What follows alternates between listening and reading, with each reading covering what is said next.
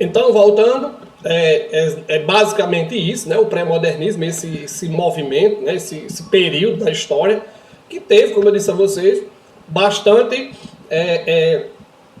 influência na literatura brasileira. E só ressaltando, né? Lembrando mais uma vez, claro que nós vamos encontrar aqui muito ainda das escolas literárias passadas, né? Muitos resquícios, mas eles estão tentando isso, o inovar, o inovador, beleza? Vamos lá. O contexto histórico. Pessoal, o contexto histórico do pré-modernismo, como eu disse a vocês, que é uma parte da história, né? É um período histórico, onde estão inseridos muitos autores, né, brasileiros, autores bons, autores reconhecidos. Então é um contexto histórico um tanto quanto, não vamos dizer que confuso. Pronto, vamos usar essa palavra confusa, para não usar outro tipo de palavra. Então, um contexto histórico bastante confuso. Então, onde está inserido esse pré-modernismo? Para logo ali vir o modernismo. Pessoal, foi um período, né, da história marcado por muitas revoluções, né, muitos combates, muitas guerras. Então tá aí, ó, Revolução de Canudos, na Bahia. Então, ó, uma das revoluções. O ciclo do cangaço, né, que a gente conhece muito bem, né, aqui no Nordeste. O misticismo do Padre Cícero, né, também aqui pela parte do Nordeste, né, assim, no Ceará. Revolução do Contestado, em Santa Catarina. Ciclo da borracha na Amazônia. Pessoal, olha só o quão de atividades está acontecendo. Revolta da vacina e revolta da chibata no Rio de Janeiro. Greve dos operários em São Paulo. Pessoal, essa greve dos operários em São Paulo gerou bastantes problemas na época. Então, o Brasil estava em ebulição. O Brasil estava num período digamos assim, de mudanças fortes. E essas mudanças, elas refletiram na literatura. Não é à toa, como eu disse a vocês, que a partir já na Semana de Arte Moderna, em 1922, já teve essa mudança, esse sincretismo exagerado, que logo de início foi visto com olhos tortos, né? Mas depois foi caindo no gosto e foi adentrando aí dentro do pensamento das pessoas. Mas até então foi visto com olhos maus. E a República aqui é a República de quê? A República de Café com Leite. Pessoal, então vejam o quão de revolta, o quão de revoluções estava acontecendo no Brasil. Claro que eu não vou me aprofundar nessas revoltas, nesses ciclos, né? A gente conhece um pouquinho, mas eu não vou me aprofundar. Quem vai se aprofundar isso é Bruno nas aulas de história, né? Se já não o fez. Mas está aí marcado por essas revoltas. E eu nem botei aí, mas se você pegar aí ao pé da letra mesmo, um fator mundial, né, que estava acontecendo também, que teve influência exatamente nesse contexto, teve influência nessas produções, a Primeira Guerra Mundial, pessoal. Então o mundo estava em guerra. Então, só para você ter uma ideia, como o pré-modernismo, né, ele veio inserido num ambiente instável, num ambiente de revoluções, de mudanças, de novos ciclos, de revoltas. Então isso, como eu disse a vocês, pessoal, não tem como eu chegar aqui para vocês e dizer que eu vou separar história de literatura. Não tem como. Uma completa a outra. A literatura é o reflexo da história, é o que está acontecendo, o que aconteceu. Então, o que aconteceu naquela época foi refletido na literatura. Mudança. A ordem aqui era mudança. A ordem aqui era revolucionar. E Semana de Arte Moderna veio para quê? Para revolucionar, para fazer uma nova literatura. Mudou o jeito de se fazer literatura no Brasil, para depois se digamos assim, sustentar mesmo, se enraizar no modernismo, beleza? Eu vou até abrir um parêntese, né, que eu fico pensando, como eu disse a vocês, que a literatura ela é história, né? História e literatura, a literatura reflete a história da época.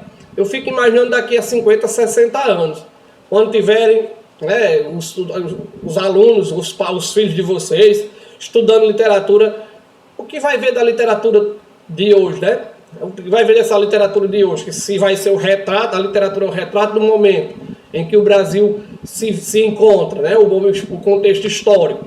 não vai ver muita coisa não, né? Até porque nossas produções de hoje, né, o contemporâneo hoje, é muito pouco, né? São pouquíssimas produções, não há mais aquela inspiração, a música perdeu realmente o sentido, algumas, claro, não são todas, né? Mas também não tenho nada contra gostos musicais, cada um curte o que gosta, né? Mas trazendo para questões da letra de música, nós não temos mais, dificilmente encontra-se a música para fazer sucesso, é aquela música de letra, não existe mais. Então, eu fico às vezes me perguntando, né? Imagina aí, daqui a 60, 70, 100 anos, como é que vai estar representado, né, esse momento histórico do Brasil, que a gente está vivendo agora em 2020, e a literatura desse momento, como é que vai ser?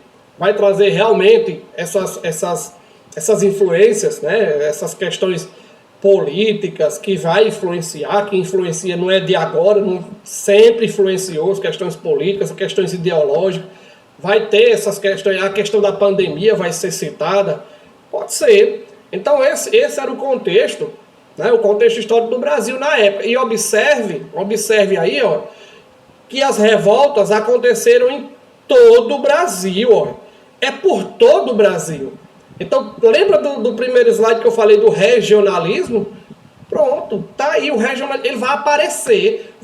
Mas aí, como eu disse, né, o Machado de Assis já trazia o regionalismo. Sim, mas o Machado de Assis trazia o regionalismo de um único canto, em especial o Rio de Janeiro. E aqui não. O regionalismo que vai aparecer é de todo o Brasil. Todo cantinho do Brasil vai trazer esse regionalismo para dentro da literatura. E bem claro, vai trazer costumes, vai trazer as lendas, até a fala, o jeito de falar, o dialeto de cada região vai aparecer nessa literatura. Até então isso nunca tinha acontecido. Até então ninguém representou bem assim, dessa forma, o regionalismo. Ninguém representou o falar de cada região, os costumes de cada região, tá entendendo? As lendas de cada região. E no pré-modernismo vai aparecer. Mas o mais importante, né, o mais que chama mais a atenção é a questão linguística, né? A língua, o falar, o sotaque, aquela variedade que é presente naquela região. Vocês sabem disso, que vocês estudaram comigo lá no início do ano, as questões das variações linguísticas. Vocês sabem que nós falamos uma única língua, porém essa língua ela tem variantes, né? Tem os dialetos, tem as variações dentro do próprio idioma, e cada região do Brasil tem a sua variedade específica. Então há palavras que nós falamos aqui no Rio Grande do Norte, no Nordeste, que se você for falar lá no Rio de Janeiro, lá em São Paulo, lá no Rio Grande do Sul, muitas vezes não será compreendida logo de imediato, ou vão tirar sarro da nossa cara, até porque tiram, né? Já é comum aí o nordestino ele ser taxado como ser tirado o sarro dele como o matuto, o cara que da roça, né? Mas a gente sabe realmente que para mim não faz nenhuma diferença, né? Muita gente ainda tem problemas com isso. Eu não tenho não tenho nenhum problema se alguém me chamar, matuta eu sou com orgulho. Não tenho problema comigo não. Então não tem nadinha, sou lá do Rio Grande do Norte. É bem interessante essa questão do linguajar que eu citei, que aparece nas obras, né? A língua de cada região. Eu vou abrir um parênteses aqui só para uma história bem curtinha. Eu fui fazer um concurso do estado, acho, do Ceará, e quando eu cheguei lá, olha que o Ceará e o Rio Grande do Norte não é muito distante não, né? E quando eu cheguei lá para entrar na sala, a mulher que estava lá na porta, né, pegando os documentos, nem olhou na minha cara, pegou só meu documento, perguntou de onde eu era, perguntou se estava tudo bem, não sei o que. Quando eu comecei a falar, ela foi disse, ela é do Rio Grande do Norte, é você? Eu disse, sou. Conheci pelo sotaque. E olha que são parecidos, né? Não é tão diferente da gente. Tem a diferença? Tem. Como eu disse, cada região tem a sua especificação. Então ela não olhou nem no meu rosto, mas já sabia de onde eu vinha, né? De qual a minha região. Então, o regionalismo, né, na literatura pré-modernista, ela apareceu. E principalmente o falar dos personagens, né, de cada região, ok?